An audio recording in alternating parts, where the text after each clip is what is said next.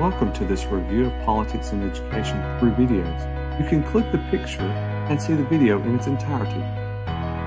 The first video by Ellie Dupler talks about how many have it wrong about what rural America is really all about.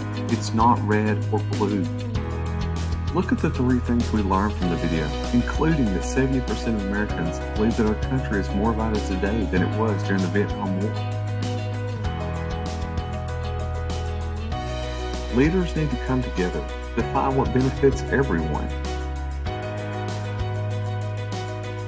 More is to be discovered though, like the voting history in your own community. The second video has a spokesperson, Willie Painter, for Franklin Pierce School District, talking about a bond issue that needs to pass to help the school system. Mr. Painter keeps the students as the focus and provides a clear plan and the outcomes so that people know what to expect. This makes it more likely that it will pass. This system does a good job of communicating a well-developed plan to the community. What makes them successful when others are not?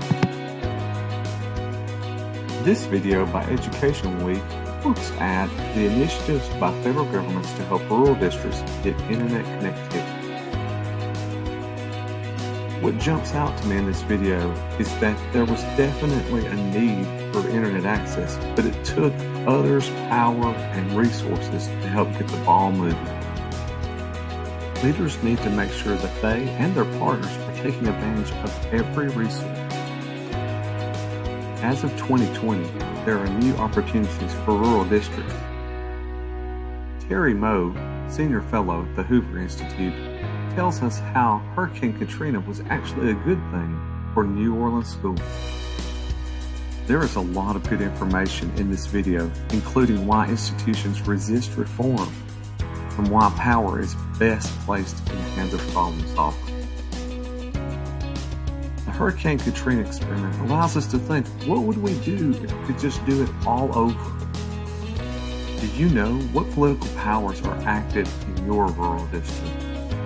In the final video, Bill Watson tells why education reform just will not work unless we are willing to take on radical change.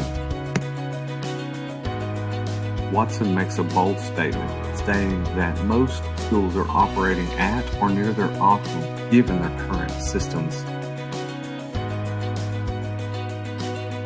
Policymakers need to come together with problem solvers to develop real reform. Are there examples of real reform that we can learn from?